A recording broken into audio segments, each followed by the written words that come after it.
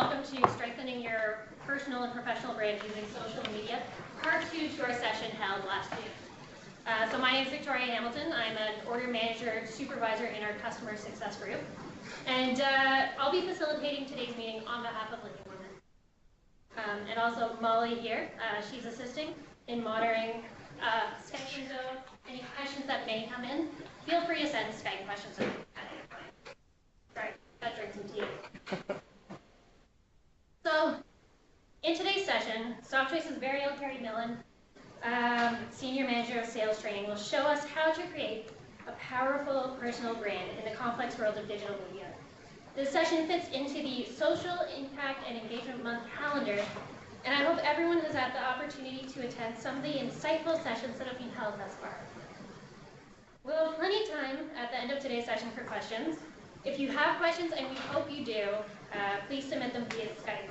If you're here in Union Station, feel free to raise your hand. If we can't get to all questions, Carrie will answer any remaining questions on Chatter after the session. So, Carrie, I've been looking forward to today's session since last month. Thank you so much for joining us today.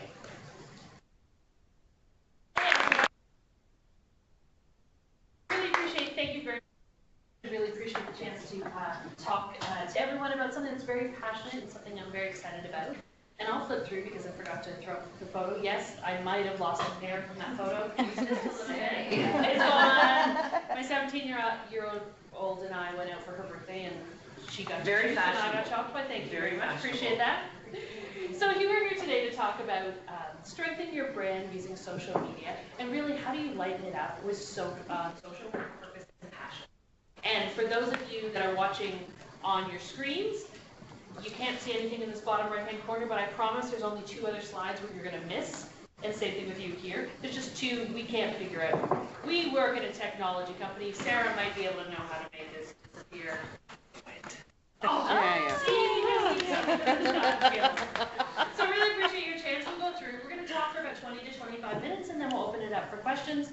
And as mentioned, if anything does come through on Skype, we'll rotate between questions in our room and on Skype. So here we go. For those of you that had a chance to attend the session back in June, fantastic. For those of you who didn't, here's the highlights. So everything that Denise talked about that are relevant to what we're going to talk about today are here on the left.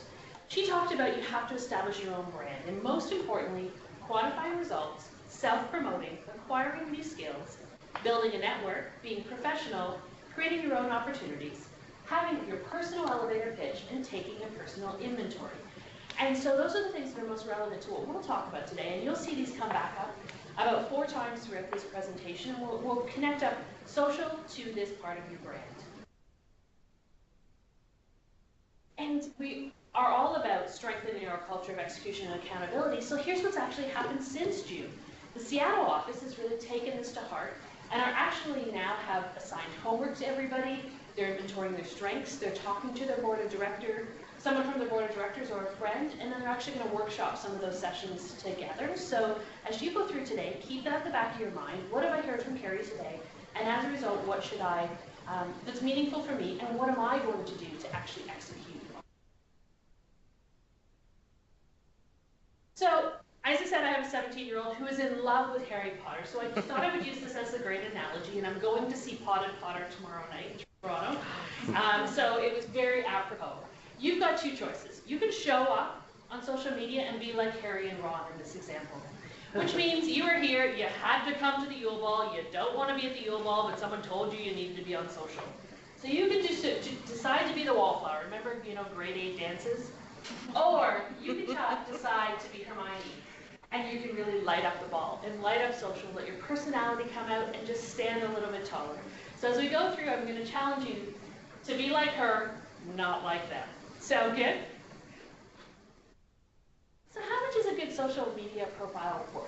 Really, how much is it? I mean, it doesn't take that long to build it. How much can it be worth? Well, I'll tell you a specific example. In my mind, it's worth $250,000. And you're going, are you insane, Harry? No. Piece of evidence. We talk about Challenger, we talk about actually having specific pieces of evidence. Here's a piece of evidence. I put out an RFP for training to train us over a 3-year period in a previous company.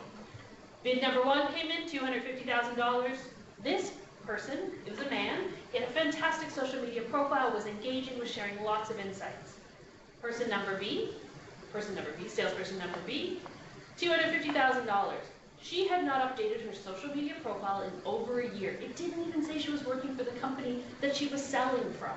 So in my mind, especially when it comes to customer experience, if you can't spend 5 minutes in updating your social media profile, how do you know you can take care of me? So in that case, that person lost $250,000 off of her GP. Can you imagine what that would do to your year? Yikes. So spend the time, invest the time to be able to do a few things on your social media profile, and it can make a big difference, whether you're in sales or not. So here's what we're going to talk about today. And I love to do things in threes. Ultimately, you want to light up social with purpose and passion. And then there are 3 ways we're going to do it. We're going to look at your profile, because if you can't define your own brand, then you don't have one. Your brand is what comes alive there. We're going to talk about process or process, depending on which side of the Freudian parallel you are. We're going to look at how, what, when to allow you to execute on social. And we're going to talk about your presence. What is your presence like on social? What are the ways you can have a presence to really allow your brand to come alive? Sound good? So let's connect it back to that first thing we talked about. So remember, Denise talked about everything on the left. Here's how when everything on the left connects to the profile, the process, and the presence we're going to talk about. So as we go through this presentation, all those X's are actually going to turn into action items to allow you to go, okay, I can see what this concept, what it means actually on my social media profile. So by the end of this, we'll have a filled-in chart for you to be able to take away. So your profile. Come on, profile is pretty simple, isn't it? Well, the most important thing when it comes to your profile is knowing what your brand is. First, you've got to define it. Who are you? Because if you don't have if you can't define your brand, then nobody can. What makes you unique? What allows you to light up social? So really keep that in mind. You want to have an accurate profile because people want to do business with SAMRT people. Right away, when you see that, you're like, okay, it's a mistake. It lowers my brand. It was intentional, I promise. When you have an accurate profile, you want to make sure it's accurate. Spell check it, grammar check it, and check it again. I did this whole presentation and I thought it was fantastic, and Victoria was able to find a mistake in it for me, so thank you before you got to see the final product. But look at how easy it is to make mistakes. When you have your content, just double check it and triple check it before you go live. Have an amazing, engaging photo, because really we all know a picture's worth 1,000 words. We've got some super photos here. We've got Victoria's and Adele's, 2 both completely different photos, but their personalities, and their personality comes through on those photos. So you can guess. Those are the good photos. You know what's up next? I didn't choose anybody. Like Aaron Brooks, he's got a scary photo. I didn't choose anybody. Although his is the opposite of the guy up there, but there's some not so great photos. So don't be the crazy person, don't be the crazy cat lady, don't be the one that cut your girlfriend or your husband out, and don't be what stays happens on the weekend, keep it to allow to stay on the weekend. Funny humor, but seriously, look at the difference in their 2 profiles, or the profiles that we've got there. So you've got a great photo. What's your headline?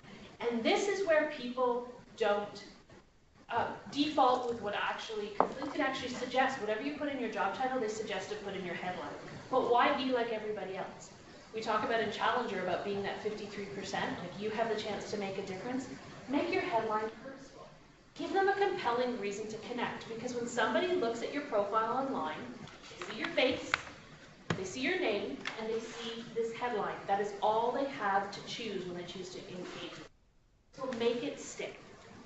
1 sentence to grab people's attention. How do you help? What unique value do you bring? How can you leave a lasting impression? So we've got another couple examples here from SoftChoice that are good examples. Jenny Brown, learning and development professional. I help expand the minds and allow people to think differently. An ambassador of change. I added 4 words there. My eyes are getting old. Our Greg Rainberg, coaching and mentoring a team of sales professionals to provide insights to their customers through social selling. What would the difference been if she just said trainer and he just said manager? This allows their personality comes out and it's like, I'll engage with those people. So not only do you, so you've got got your great face, obviously your name, hopefully you spelled that right. You got a headline. What's next? It's your summary. Demonstrate how you can help. This is where you're going to quantify so much of the value that you bring. Prove that you are worth someone's time. When somebody typically looks at your website or at your LinkedIn profile, this is what they end up seeing. We stole Erica's for this one. Erica also has a great headline, like the point before. She uses keywords. She talks in the first person. She's got her purpose and her passion that you can see the words jump out and really come alive. And so if you're going to do it, make it purposeful. Don't just fill it with stuff. I actually like doing bullet points because it's easier for people to read. Erica's written her in some paragraphs, but just get some interesting things that allow your personality to come apart. On mine, it says, my goal for every day is to put a smile on somebody's face. That's my first line because, you know, guess what? That's what matters to me, and I hope I can connect with people with mine. So you've got these few things. I'm not telling you to spend hours and hours to update it, but you do want to make sure first impressions are important. And the reason I picked those few areas is because you want to maximize your efforts when you are actually on social. And here's the heat map. So you guys, many of you in sales look at heat maps. Well, here's the heat map of where people actually look when they're on your social network. Obviously, red is the most important. They look at your face, and they look at your headlines where they look first. Anything in yellow is where they look next, and green where they look third. So you've got an idea. If you're going to invest time, invest it where people are going to look. And the second thing about first impressions is, whatever you do, don't just hit the connect button when you want to connect with somebody. Well, shouldn't I do that? Well, choose the connect and then choose the ability to add a comment. Always customize invites. Hey, it was great to meet you at that networking meeting last night. Hey, notice you wrote a few articles in regards to that. Love to ask you some more questions about it. Engage. Say how you know each other or how a connection could be valuable. Ask them a question about an article that they've written. Engage them. Don't try to sell. If you try to sell an invite to me, I will politely write you back. I appreciate so much for your email, but I'm not interested in people that want to sell to me. I'm interested in people who bring more value to my network. So don't try to sell, connect up with them that way. So ultimately, your profile. If you can't define your own brand, then you don't have one. And your brand comes to life when on your profile. So let's go back to that chart that we have. You're able to quantify results by showing some of the numbers in your summary. You're self-promoting in your summary. You're building your network by attracting others by having an incredible look and feel. You're professional from that same look and feel. You have your personal elevator pitch appears in your summary, and you can also do your personal inventory. So as you figure out where your personal inventory is, you can list up to 50 skills there that other people can check off to say that you have. So use that personal inventory and plug it into your skills. So let's look, we've gone to profile, let's look at process. And I have to admit, this is my favorite thing that appears on here. For me, that's a little sporadic sometimes. I love to follow a good process. It's the intentional method behind the madness. And it is madness, because you can get into social and be in there for an hour and not complete something. So if you're out there, you want to first be able to give. Give insights, give time, give information. You want to then be able to ask, because only after you've filled the bucket up, for those of you that have kids, they always talk about how do you fill the bucket up. Fill the bucket up in social, and then you can ask. Ask questions, ask for time, and ask for more information. Then you want to thank. Publicly, privately, and by sharing their content. So if you've engaged with somebody, and then they've written an interesting article, shared an article, your reshare is a virtual thank you, a pat on the back. And then that cycle goes on and on. And we'll come back to this a few times throughout the presentation, but following this is a fantastic way to get on, get it done, get it fast, and follow a consistent brand while you're on social. So this is something interesting, and I didn't know it until I saw some of the stats actually shared here, is how much more people engage with people on social, not companies. In July or June of last year, 18% of all the engagement, so the likes or comments and such, were on the formal SoftChoice page. 82% is with SoftChoice employees. So we really need you to get on there as advocates of SoftChoice and share your Orange Pride. Share about, hey, how many shares did you guys have? when you volunteered a couple weeks ago. Being able to get on there and share, that's where all the activity is. People care about people on social, not companies. Your timing and the platform you use. If you're going to go fishing when your audience is biting. If you're going to go out there and share a bunch of things and nobody's going to be on for 12 or 14 hours, if you decide to share things at 10 o'clock at night and nobody looks at them until 10 o'clock in the morning, they're buried. So be on there when they're biting, and be on the right platform.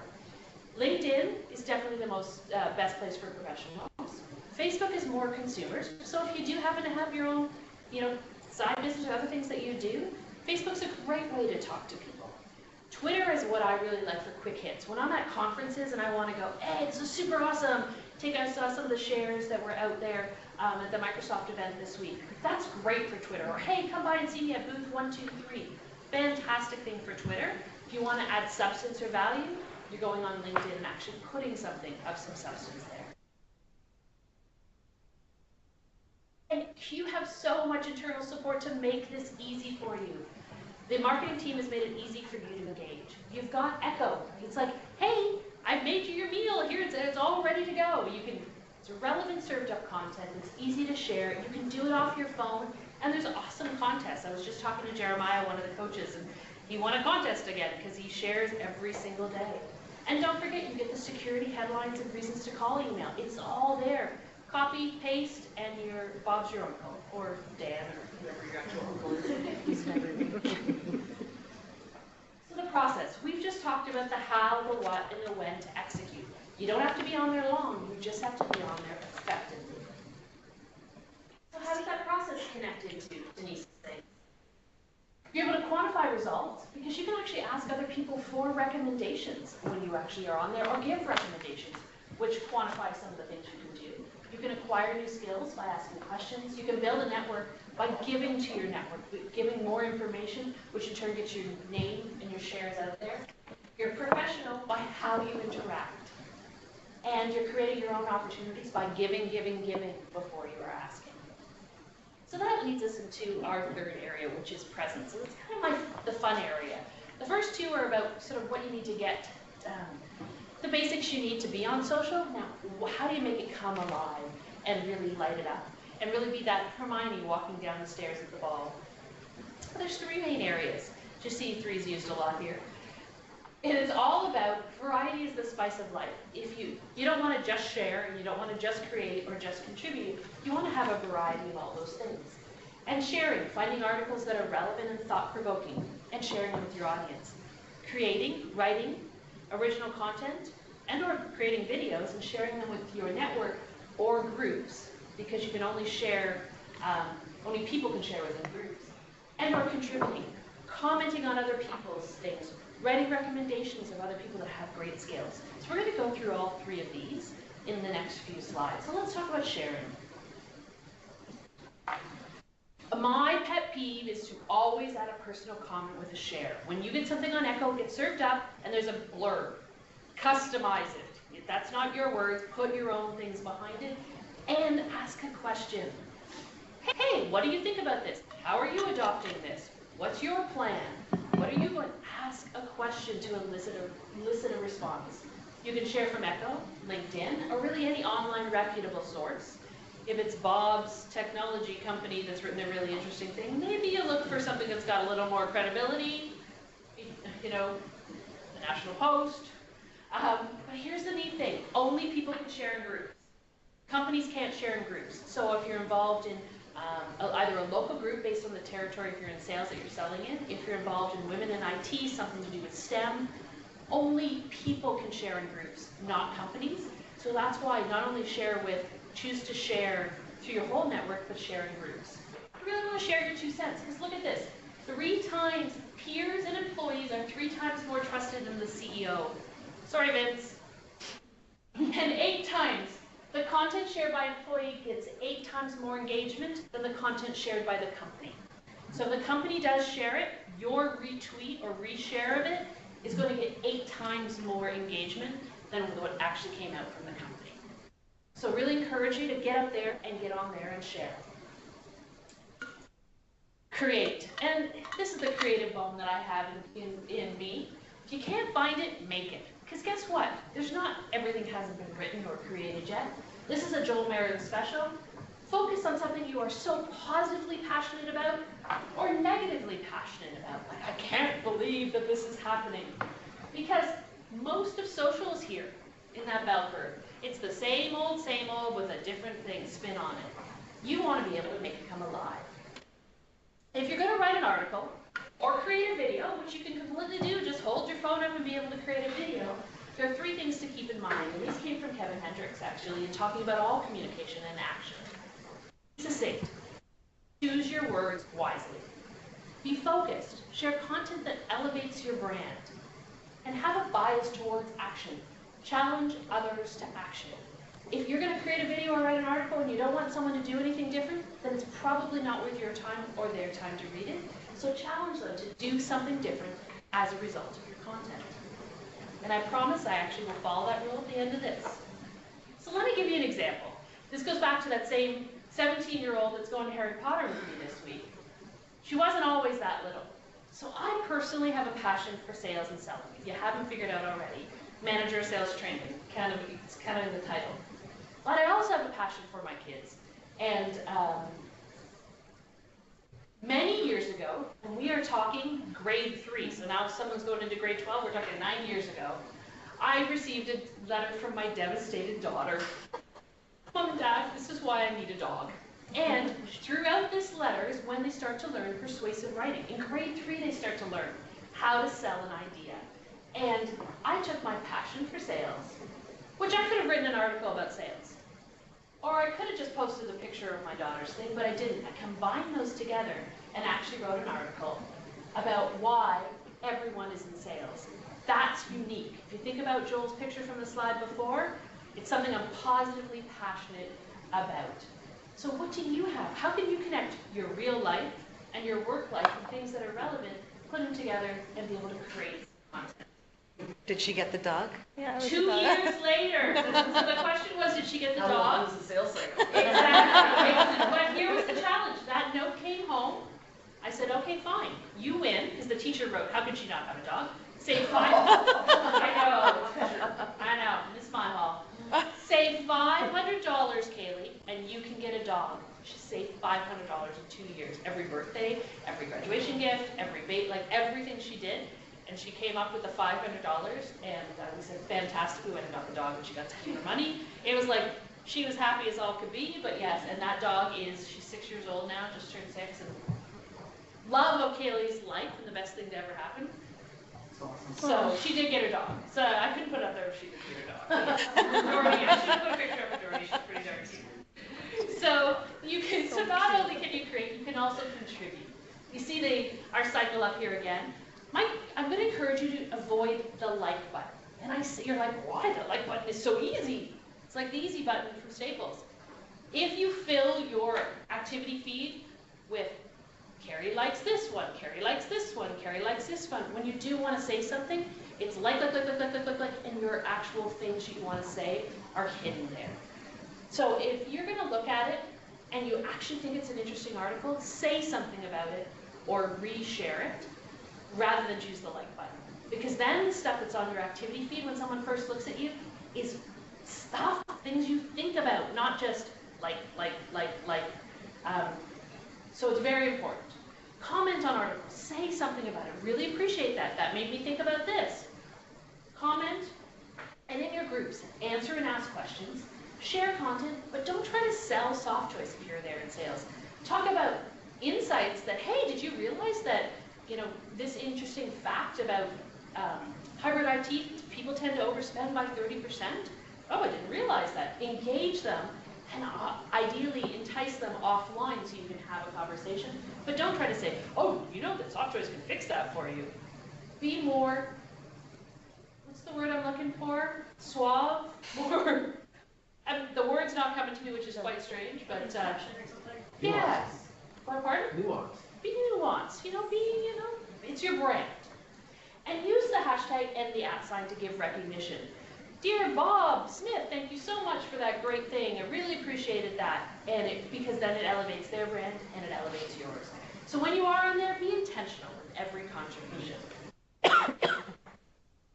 So really, the whole idea is if you're going to be on social, make people smarter as a result of connecting with you. What can you share? It doesn't have to be about IT. It can be about things you're passionate about. Maybe you're passionate about leadership. Maybe you're passionate about STEM. Maybe you're passionate about a charity. What are you passionate about? Make people smarter as a result of engaging with you. So this is that completed chart I was talking about that you're able to walk away with. You can quantify your results by sharing some of the insights that you know. You self-promote by sharing some knowledge. You acquire new skills by reading other people's content. You build a network, groups and invites. You're a professional by what you have to say. You create your own opportunities by inviting others to the table, and you're sharing and you're engaging. And you're able to take your personal inventory and think about your personal inventory. Look at that and go, what could I write about? Or what could I look for an article on? And be able to create and or share content that's relevant to you. So all that being said, strengthen your brand using social media. Light it up like Hermione with purpose and passion. And here's what we covered today. Your profile. If you can't define your own brand, then you don't have one. Accurate, you have to be accurate and professional. Your headline is your purpose, and your summary is how you help. For your process, we talked about the how, the what, and the when, which allows you to execute. Always remember your golden triangle. Timing does matter. Remember when to go fishing. And you've got amazing internal support. And for your presence, make people smarter. Share, create, and contribute, which will allow you to light up social with purpose and passion. So my call to action to you, in following my own rules, is be a Hermione. Update your profile and invite me to join your network. Share once a day, just once a day. Go on there and share something with a comment. And give before asking. Give insights, endorsements, comments, compliments, and recommendations. And that will allow you to have an incredible professional brand and light up social with purpose and passion. So that being said, I've included a whole bunch of reference because some of you this will be like, this is really cool, I want to learn more about that. There's 2 great LinkedIn learning streams that you can go into. We've got the actual article I talked to you about Kaylee is actually listed there, and all the links to a whole bunch of more information are available there. And with that, we're going to go to questions. We go to questions first, and then you wrap up. Is that correct? That is correct. Fantastic. Molly, what do you have to say? I have a great question for you. So, it is important to keep sharing relevant updates, irrespective of what industry you work in, to build your visibility. Where do you draw a line between sharing enough versus sharing way too much? Great question. I would say I would stick to shares of about 3 a day. And I say 3 a day because 3 ends up being the magic number for everything. For those of you that have been in some of my sales trade classes, 3 is the magic. It's not too much, but it's enough to have your presence. So if this is somebody that you're able to follow and maybe you're looking to get into when it comes to a possible new customer, you're appearing enough, but you're not appearing annoying. So that would be my magic number. Make sense? Yes, sir. You talked a lot about the process. Do you have any personal advice for creating your own habits, right? Because like it's one thing, I'm all over Facebook, anybody that knows me, they know what I have for breakfast. But I'm not as good on LinkedIn, I know I'm not. But it's a whole new habit that you have to try to build into how you work, right? And any advice on how do you kind of get that muscle How do you kick it off? I find when I can have quiet, so as much as I say it's the best time to share is between 5 and 6, sometimes you have to do it when it makes the most sense for you. And what I found is, one of the ways I was doing is I was go trading it, taking the transit into work. That was my LinkedIn media time. I went in, I had 20 minutes on the train, and that was my time. It's finding that pocket of time, whether that is, when I need a new habit, I put it in as a calendar reminder for just 15 minutes, and it's like, okay, time, break. Or is it over your lunch period? You know what, I've got lunch, rather than me surfing on Facebook, I can go and I'm going to go on, and if your goal is to only share 1 a day, make that your goal and reward yourself. After 2 weeks, I shared 1 thing a day, now I'm going to try to share 2. And I would say build up to it, because if I wanted to run a marathon, I'd try to run from here to the other building and not die, and then I would go from there. Thank you. Yeah. Quick question to ask the first question. So I used to share every day, but then I was told by LinkedIn, I forget what Shima was, but if I share every day, LinkedIn actually categorize you guys as a spammer and brings down your SSI score. Interesting. So they said like 4 times a week, 3. So this was a comment for those of you online in case you didn't hear it. She was asking about some insight from LinkedIn that says if you share every single day that you might actually come up as a spammer. I would say if you're sharing and adding content so maybe that's you go back to the variety of spice of life that maybe you share 2 or 3 days a week. You decide to comment on 2 or 3 days a week and once a month you end up creating something. So I think if you varied it that way, if you're in groups and sharing, I don't think you would near get that versus just blasting stuff. Thank you. Because LinkedIn changes weekly. Their rules and their algorithms, so absolutely. Other questions? Molly, what do we have? When starting a new job, is it worthwhile to connect with customers, or could being so new in a role end up hurting the relationship by making you look inexperienced? So I love that question. When I first started in sales way too many years ago, they always said, use the baby example. Hey, I'm new at this job and love to be able, can I pick your brain? And using that pick your brain as a way to, so excited, love to be able to connect up with you. Can I pick your brain about some interesting trends? But tell me what's the most important thing to you in your network. I'm going to call it in air quotes, the definitely connect up with customers and be visible. It's like, hey, I'm new to my job and I'm out here learning, and I'd love to be able to connect with you and pick your brain. And I wouldn't connect with them day one, because you want to be able to understand what your role is and get your profile up to date, because we found out if you don't have your profile up to date, they're probably not going to talk to you. Get your profile up to date, and then start engaging with them. Not a lot, but just start to pick your way through. Perfect. Other questions? Well, perfect. Chat question. How do you find ideas on information and content to share daily? I love to follow people. So there's the groups I follow, which sends things to my algorithm to pop up on my feed. I have the famous people I follow. Richard Branson is one of those. He was racing his son yesterday on social. And then there's business people that I like to follow, people that I've met through networking groups. And it's by following a variety of different people from those different areas, my feed is quite varied.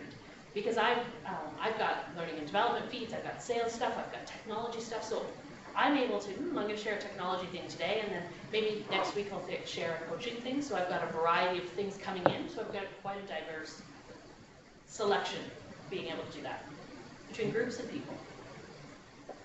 You sort of touched on this a little bit, but as a follow-up question to that, can you recommend reliable places on the interwebs to find valuable shareable content? On the interwebs. Ooh.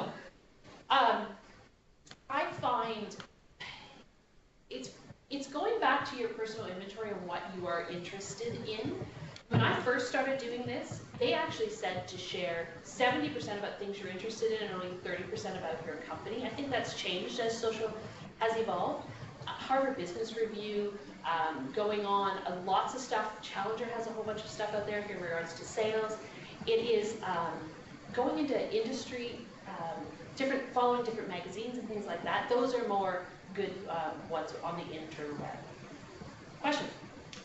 So let's say you share a lot and you create content, but you don't really contribute. What effect does that have on your social brand? So if you are out there, so the question was if you are out there, you said creating, sharing and creating, and you're but not really contributing. I actually don't know the answer to that, and that might be a great question, and what we're going to throw that out to is I'm hoping someone maybe from the sales effectiveness team is on here, and we'll throw that out to them. Connor is in charge of Sales Navigator, and has got the great context with LinkedIn, so let's figure out and answer that question, and when we send this out, we can add that as a, hey, this is what we found out, because I would just be making it up. Ava? I know when we had a training with the folks from LinkedIn, when we just kind of got Navigator in play, the lady that was doing our onboarding talked about how if you create your own post, at least from a social selling index perspective anyway, that was what would give you the most points. So I think to Carrie's point, hitting the easy button, likes, things like that are probably having a lower amount of impact versus you providing comments, any kind of engagement. And if I'm correct, at the time, the highest one was if you created your own post and shared it. But I know there is an actual numbers breakdown for that, at least from the SSI index perspective. And if you didn't hear that online, Ava was saying that being able to contribute, or being able to actually create content will give you the greatest number of points towards your SI index, your social index, and likes will give you the least amount of points towards that. Anything else? Molly, you were the star today. So, should you focus on content that you know your audience will enjoy and share, or create content based on what you want to be and ultimately becoming an expert in a specific field? I'm going to say you balance it. If you go back to Joel's picture of something you're very positively or negatively passionate about, and you really want that to be part of your brand, I'd share more. I'd probably do more of like a 60-40 share. More about who you are, because it's your storefront. It is your virtual storefront, and make it about what you have to share versus what you think your audience might like. Who do you want to please? Make your brand come across. Anything else? Anything else in the room? Absolutely fantastic. And as I said, connect up with me. And if you do have further questions coming out of here, hey Kara, I finally updated my profile. I'd love some feedback.